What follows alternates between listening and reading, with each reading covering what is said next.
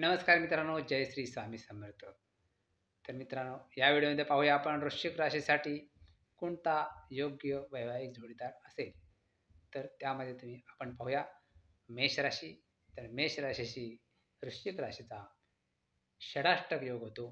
त्यामुळे इथे तुम्हाला विवाह जमवताना खूप विचार करणे आवश्यक आहे. व्यवस्थित कुंडली तपासणे आवश्यक आहे. कारण षडाष्टक योग म्हणजे भांडणे, खटके हे. त्यामुळे इथे तुम्हाला बाकी सर्व गोष्टी व्यवस्थित पाहायला लागतील. ग्रहमैत्री, आणखी गुण, आणखी त्यानंतरच निर्णय घ्यावा लागेल. हा प्रीती षडाष्टक आहे. हा प्रीती षडाष्टक योग आहे. त्यामुळे स्ट्रिक्टली अवॉइड असा नाही आहे. तुम्ही याच्यात विचार करू शकता. त्यानंतर दुसरी राशी आहे वृषभ राशी.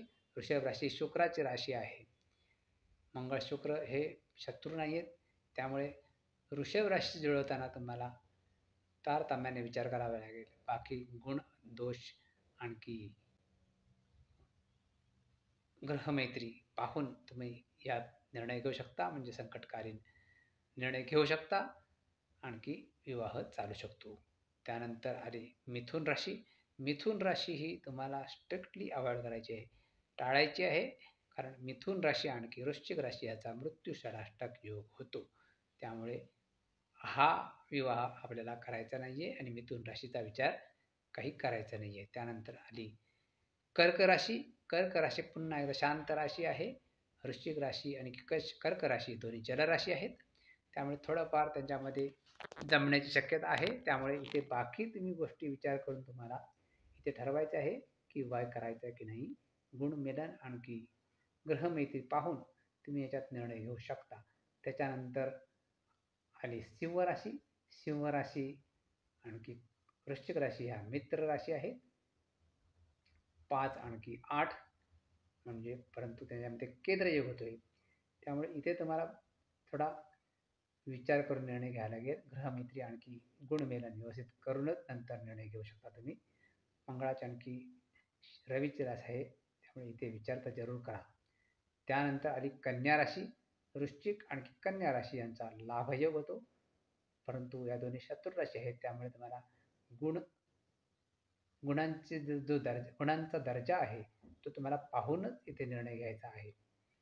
त्यामुळे शक्यतो कन्या वृश्चिक किंवा टाळता आला तर टाळा. शक्यतो कन्या आणखी वृश्चिक याचा विवाह करू नये. कारण दोन्ही शत्रुग्रह आहेत, मंगळ आणखी बुध. त्यामुळे इथे खूप काळजीपूर्वक निर्णय घेणे आवश्यक आहे. त्याच्यानंतर आली तूळ राशी. तूळ आणखी वृश्चिक एक राशांतर योग आहे. शत्रू शुक्र परमशत्रू नाही आहे मंगळाचा. त्यामुळे इथे देखील तुम्हाला बाकीच्या गोष्टी विचारात घेऊन निर्णय घ्यावा लागेल. शत्रुग्रह आहे परंतु विवाह चालू शकतो. त्यानंतर आली वृश्चिक राशी. हे तुम्हाला सांगायची गरज नाही. वृश्चिक राशीमध्ये तुम्हाला एक नक्षत्र आणखी चरण टाळायचं आहे. बाकी तुम्ही विवाह करू शकता. त्याच्यानंतर आली धनुराशी. धनुराशी शत्रुराशी आहे. त्यामुळे इथे तुम्हाला धनुराशी आली. त्यानंतर धनुराशी ही मित्र राशी आहे. गुरु आणखी मंगळ हे मित्र आहेत. त्यामुळे इथे तुम्ही विचार करू शकता. ती स्वाभाविक राशी आहे परंतु इथे विचार करण्यास हरकत नाही. बाकीचे गुण आणखी ग्रहमैत्री व्यवस्थित असेल तर इथे विवाह करण्यास हरकत नाही. त्याच्यानंतर आली मकर राशी. वृश्चिक आणखी मकर यांचा पुन्हा एकदा लाभयोग होतो. परंतु दोन्ही शत्रू राशी आहेत. मंगळ आणखी शनी हे परमशत्रू आहेत. त्यामुळे इथे विवाह शक्यतो करू नये. त्याच्यानंतर आली कुंभ राशी. इथे देखील तोच प्रकार आहे. शनीची रास आहे. आणखी इथे देखील या दोघांचे पटेल असे दिसत नाही. त्यामुळे इथे पण तुम्हाला विवाह टाळण्याचा प्रयत्न करायचा आहे. आणखी जरी विवाह करायचा असेल तरी तज्ज्ञ ज्योतिषाचा सल्ला जरूर घ्यावा. त्याच्यानंतर मीन राशी. पुन्हा एकदा मित्र राशी आहे. इथे तुम्हाला विवाह करण्याचा विचार करण्यास हरकत नाही. गुरु आणखी मंगळ मित्र आहेत. आणखी दोन्ही जलराशी आहेत. त्यामुळे दोघांचे स्वभाव त्या मनाने जुळण्यासारखे आहेत. तफावत जास्त असणार नाही. त्यामुळे इथे यांचा विवाह निभावला जाऊ शकतो. त्यामुळे इथे तुम्ही हा विवाह करू शकता, परंतु प्रत्येक वेळी तुम्हाला गुण आणखी दोष हे व्यवस्थित पाहणे आवश्यक आहे. आणखी हे लक्षात ठेवा की वृश्चिक राशीचा मिथुन आणखी मेष ह्या राशींशी षडाष्टक होतो. इथे तुम्हाला खूप काळजी घेणं आवश्यक आहे. मृत्यू षडाष्टक योग तर पूर्णपणे टाळायचा आपल्याला. तिथे कोणताही गुण, दोष, ग्रहमैत्री वगैरे बघायचीच नाहीये. सरळ सरळ तुम्हाला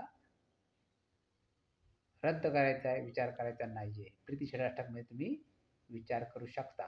तर मित्रांनो, ही होती माहिती वृश्चिक राशीच्या वैवाहिक जोडीदाराबद्दल. आपल्याला व्हिडिओ आवडले असेल, माहिती आवडली असेल तर व्हिडिओला लाईक जरूर करा. आणखी जीवन प्रकाश चॅनलला बेल आयकॉन दाबून सबस्क्राईब करा.